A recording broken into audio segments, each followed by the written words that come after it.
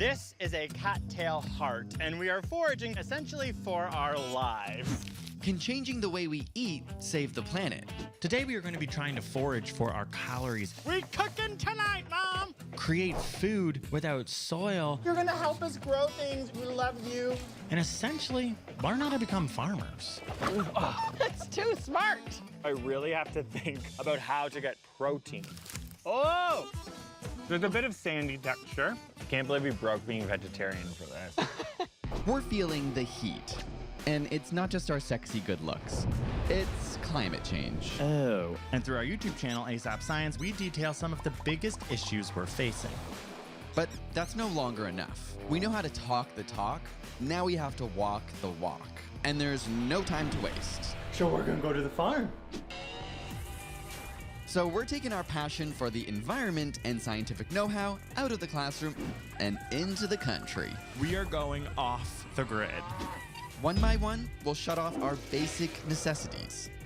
Production has officially turned off our power. I'm freaking out. Allowing us to experiment with everything from new technology. You're literally going to use pee to power your phone. Yes. To traditional technology. God, it's like the most satisfying thing I've ever seen in my life. To find solutions that promote sustainability. Oh my gosh. And with help from our team, we will use science for a little self-reliance. Yes! See ya, city. Because this is Shut It Off ASAP. I've never lived on a farm, have you? No, are you kidding? Everything about my personality is very on-grid, so I am nervous about what we are about to do. Hey, we're turning onto a side road. Oh my god, I feel crazy. Ooh, we're here! Ernie, let's go see! Oh my god! We're at the farm, Ern, come on! Oh my god! It's like we're at camp. Yes, that's exactly it. Ooh, Ernie, it's your new home! It's nice. Oh my god. It's cute. Is it too rustic? Oh, an outdoor kitchen. Oh, there is a spider in there. This is what Mitch was scared of, so it's gonna be a long time here at this little chalet. Stop shaming me on camera. I am afraid of bugs. So for sure, every aspect of this experiment is really just going to be suffering for me. Oh my god! Our new house! The accommodations are rustic, for sure. I know there's a lot of work and fear and discomfort to come, but for right now, I'm feeling excited. It's so quaint. We are no longer little city boys. We want all of our knowledge of sustainability and going off grid to relate to the climate crisis, to relate to the bigger picture, to relate to our life in a city. Today, our groceries are officially being shut off. So that means we're not gonna have things that we usually have in our trusty fridge in the cabin, but we're being left with some staples over here, some pasta, some oatmeal, some things that will make sure that we somehow survive. We've been curious about where our food comes from, how it grows, so we're gonna learn a lot about agriculture and the climate crisis during this experiment. I'm very nervous. I hate being hungry. We need to figure out how we're gonna be subsidizing our calories with the environment around us, which is gonna be very nerve-wracking, so we need to think of a plan. Let's talk about where the energy in our food comes from. It all starts with the sun. green plants containing chlorophyll absorb light energy from the sun and then using water and carbon dioxide create glucose, which the plant uses for energy to grow. When you eat that plant or eat an animal that eats that plant, you consume calories that were once light energy from the sun released through nuclear fusion 150 million kilometers away that are now stored in chemical bonds in the fats, proteins, and carbs we eat. Chemist Wilbur Atwater calculated their approximate caloric content to be 4 calories per gram of protein and carbs, and 9 calories for fat. These figures give us the caloric estimates we see on modern food packaging. The average adult male eats around 2,500 calories per day, but we've been tracking ourselves with an app, and we only eat around 1,800 calories per day. So we want to get as many of those calories from alternative sources, and I want to share my idea first. Is that okay? Yes, yours is always so cool. So we have a classic fish tank. And of course, in that fish tank, we got our little fishies. Oh my gosh, they're raving fish! Where the heck did you get these? And these fish, basically, we feed them and they poop out waste. We're gonna use bacteria that grow on all these rocks at the bottom to turn that waste into a usable energy source for our plants. Wow, so it's like a little mini farm. This is called aquaponics, and if all goes to plan, we'll be able to grow fresh food without using any soil. Oh my God, you're so extra. My demo for y'all is that I got a basket. Aw, Okay. did you weave it? I did not even weave it. I found an indigenous chef named Sean Adler who's gonna help us forage from around our cabin and teach us about the wild flowers that are there and how we can prepare them and eat them. And it's good to have a guide because you can die. So this is Sean Adler, who is our expert forager. We are Canadians foraging for the first time and think it's very important that we acknowledge we're on Indigenous land, specifically the treaty land and territory of Mississaugas of the New Credit. That's important for us to remember as we forage off of the land. Let's do it. I think this looks like a great place to start foraging. Okay. It's a nice mixed bush. We got some pasture. This is like a supermarket over here, basically. Oh my gosh! No supermarket, I can get into that. Oh, I don't know if I have the agility for this. I was really trying to show off on that one. This is prime. From here I can see watercress, like all of this. Wait, so what's watercress? Watercress is a great green. Ooh. Try that. Just you eat see it? that? Just eat it. Oh my God. Yep. It'll be like a little bit bitter, but amazing source of vitamins. That's so good. Watercress is #1 on the CDC's list of fruits and veg for nutrient density, packed with vitamin A, C, and K. Wow. Oh my Lord. This is basically the best survival food anywhere around. That's the pollen of a cattail. At this time of year, what you really want is the heart. Steam that, and it's delicious. Cattails are a good source of fiber and minerals like manganese. I'm getting hungry for the salad after all this walking. What's the next So the sort next of one thing? I think we should grab for our salad is jewelweed. Jewelweed. Jewelweed. Okay. It's right around here. Can you find it? This. Da-da-da-da! Oh, is that actually it? Oh my God, it's just the first thing I saw that I hadn't So seen is that- before. Yeah. This is- When you put water on it, the little bit of water that actually does stick, Yeah? it looks like a jewel, Oh my right? gosh. It's a really cool plant. Jewelweed is not just for delicious salads, its juice can treat poison ivy and athlete's foot. Is there any sort of thought about over foraging? Like, should we be leaving behind something? Yes, you don't want to pull the roots. Okay. And watercress, like a lot of herbs, when you pinch them, it encourages the outer growth. Oh, so we're it actually So helping the we're bugs. really actually promoting this to branch out. Ooh, purple, pretty flowers here. Yeah, what about that? Yeah, I don't think this is a good idea. This here will make you dead. What? This has a very apt name. This is deadly nightshade. If we eat these berries, Those we would top- die? It like shuts down your liver and all sorts of organs. So this is not Okay. edible. Okay, so this is very real what we are doing. Very real. Yeah. That's insane. The forage was a success, but we are going to need more calories and protein. Since we're on a working farm, neither of those things are very far away. So you're telling me that you want to work so that you can eat? Yes, we Yes. need eggs, we need eggs, we need protein. So that's called farming. Oh, we're farmers. You're like, you need to do something to get that. Yeah. Okay. So I actually have to move this chicken coop today, and the chicken's in the coop. So if I go get my tractor, can you guys just round up all these chickens and get them in the coop? Like we physically get them in there? Yes. So why are we moving this mobile chicken coop somewhere? Why do we even have to do this? I am going to use these chickens to fertilize my soil and help scratch open the turf. Amazing. So this one's done. That's right. Okay, so they're functional chickens. Right. So you should be done by the time I get back with my tractor. Okay, we'll see. Good luck. I know Mitch and Greg are both city boys, so I foresee this being an interesting exercise. Here, So we're gonna chicken, be chicken. gentle. Oh, okay, they run. That seems not catchable. It should not take more than 20 minutes. Oh, jeez. Okay, we got this one. Oh, buddy. Oh, I didn't even know they could do that. Ow! Wolfgang's farm uses mobile chicken coops which are regularly moved to new patches of land. This one does not want to be caught. The chickens scratch and dig the soil when they forage for food, which spreads and mixes our soil layers in a very non-destructive way. Feels like a really just weird video game. It's too smart. One single chicken can till 4.5 square meters of soil in about 4 weeks, at which point the soil should be ready for crop planting. Oh, I got one. It's okay. Okay, I'm gonna be calm to not stress it out.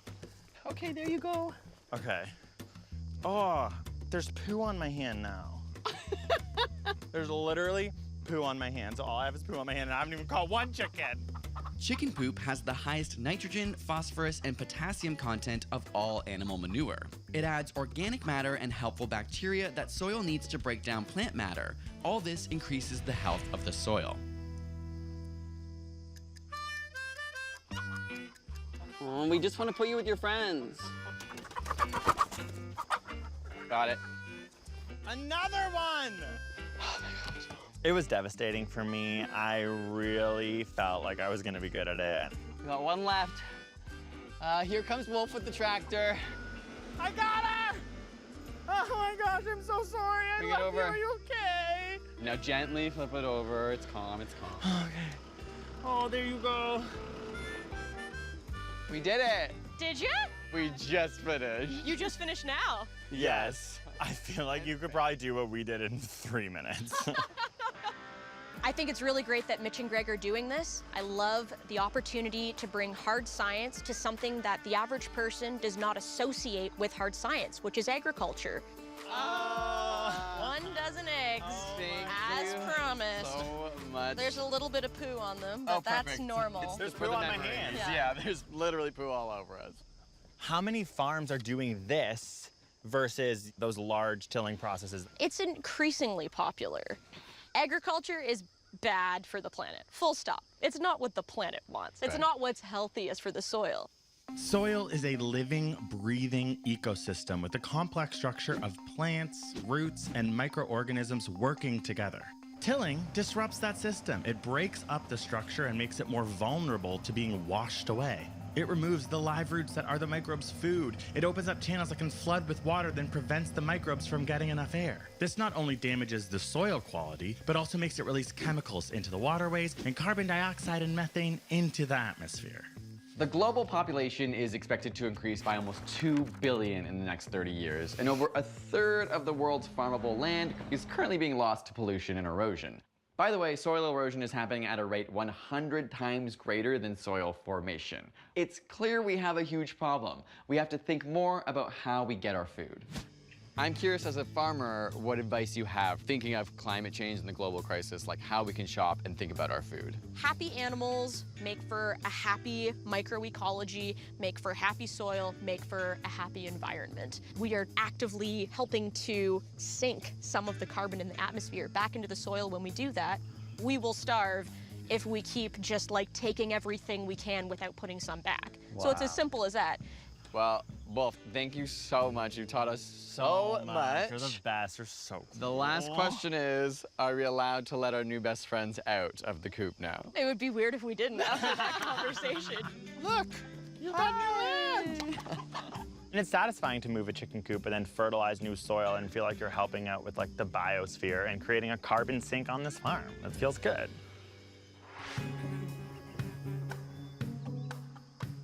With the help of experts Arvind and Gayatri, we're ready to get our system up and running.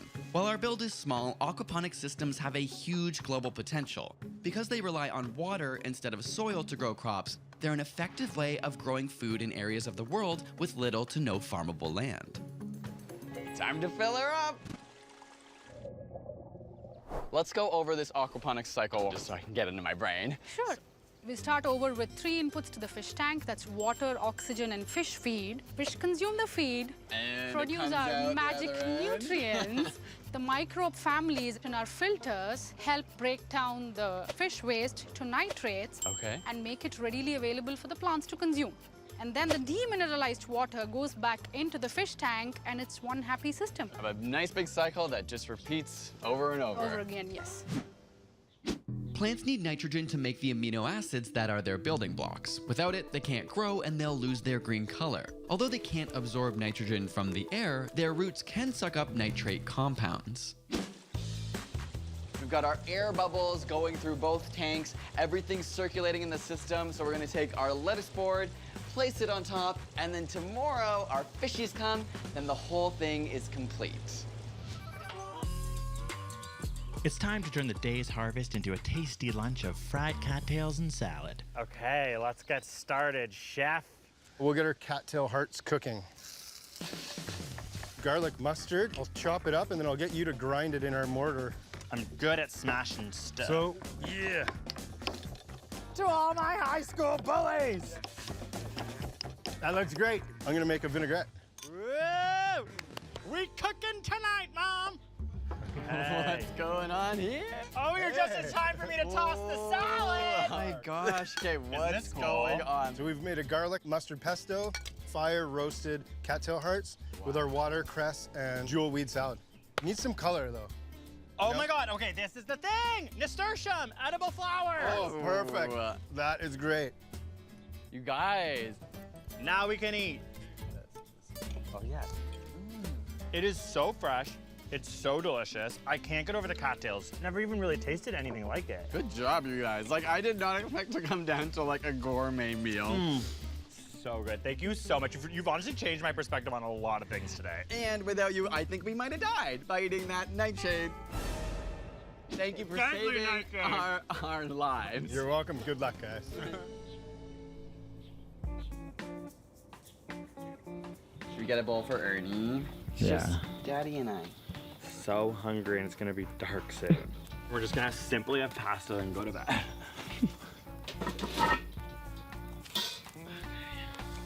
Oh my God. That could have been it. Could have been it.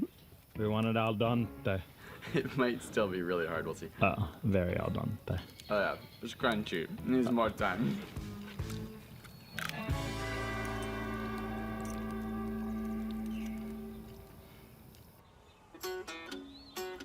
We're ready to add the fish to our system. Although there are many species of fish used in aquaponics, we're using tilapia because they're extremely hardy and can survive a wide range of pH and temperatures.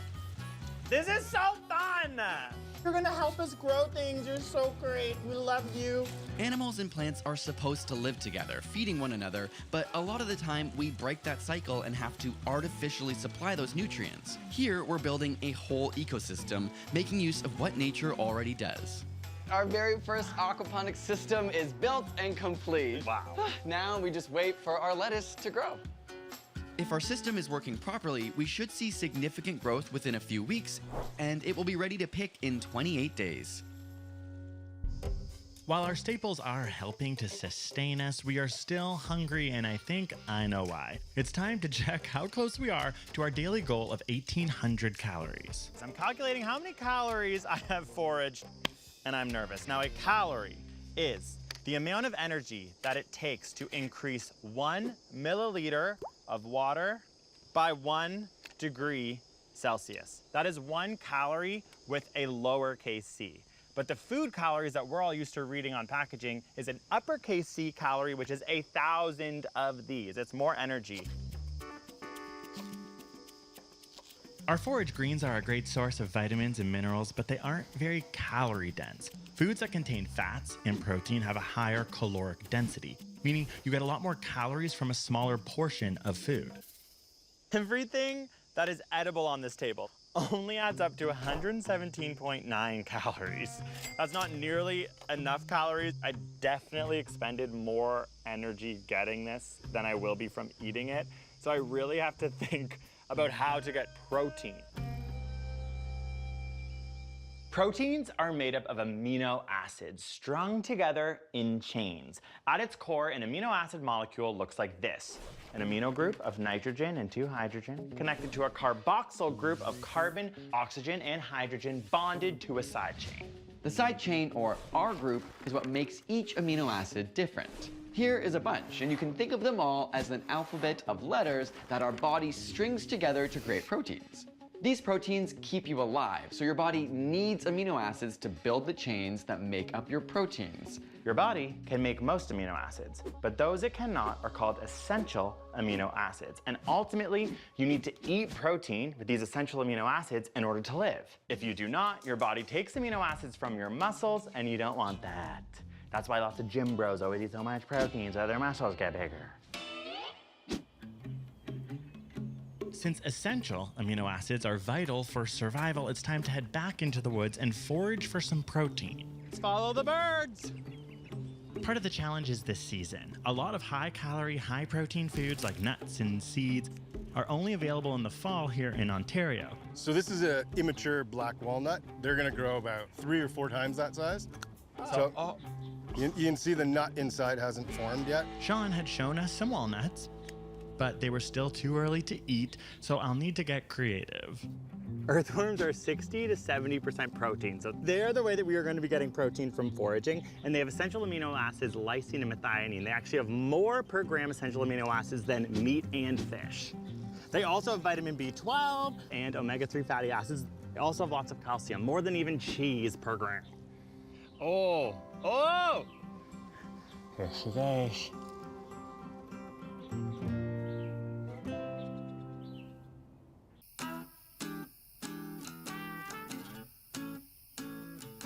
This is hell. This is what, our 10th salad? I don't know. We've had a lot of a salad. There's hardly any protein in this. So far, I feel like we haven't got a whole system figured out for how we actually feed ourselves. You promise you're working on something for more sustenance, more protein, right? Oh, you're gonna love it, Mitch. Just you wait. Is it gonna be bad? Sorry, I almost just threw up in my mouth. That's a little foreshadowing. Okay, maybe I'll stick with the salad. I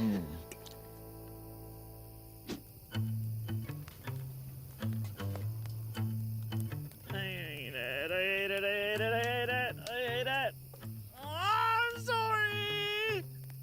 While earthworms are edible, they must be boiled to remove any bacteria like E. coli from their digestive tract before you can eat them. We're gonna need a lot of sauce.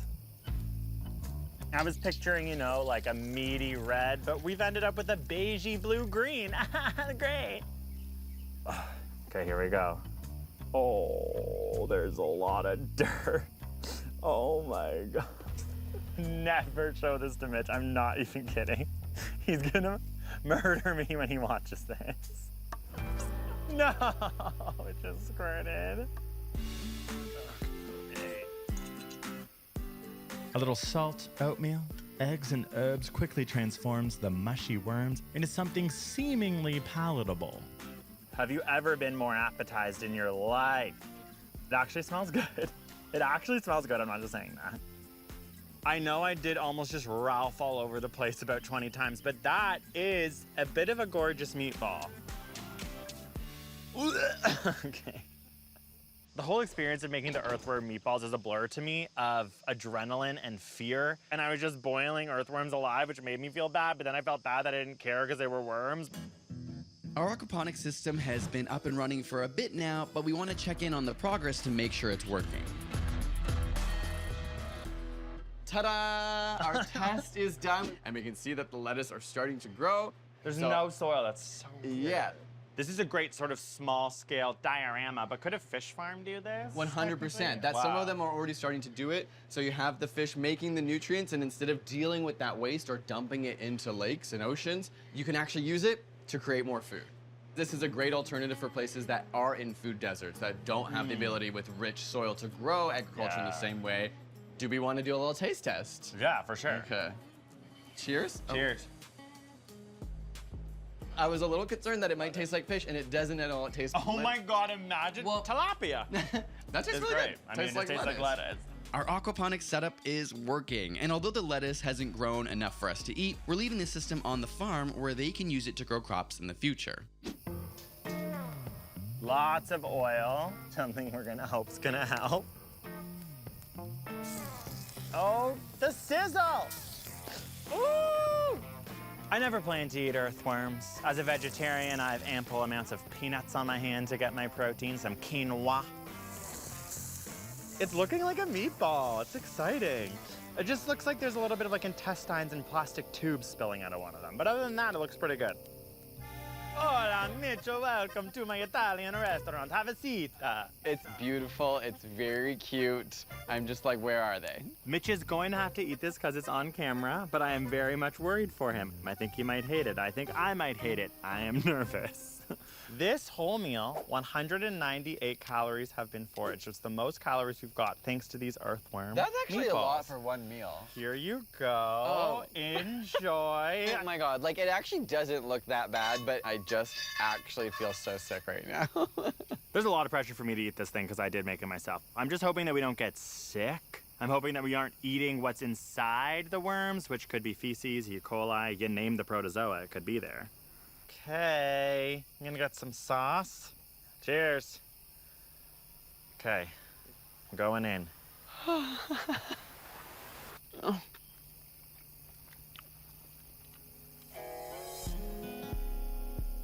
It's not that bad, actually. I don't mind it. I don't You mind have it. a little pasta as a palate cleanser. I really don't like when you can kind of sort of see the intestinal looking parts Wait, of the where's worm. that? Don't look close, bud. Keep eating. What did you season it with? Herbs. Salt, pepper, and oil. So is this a romantic meal?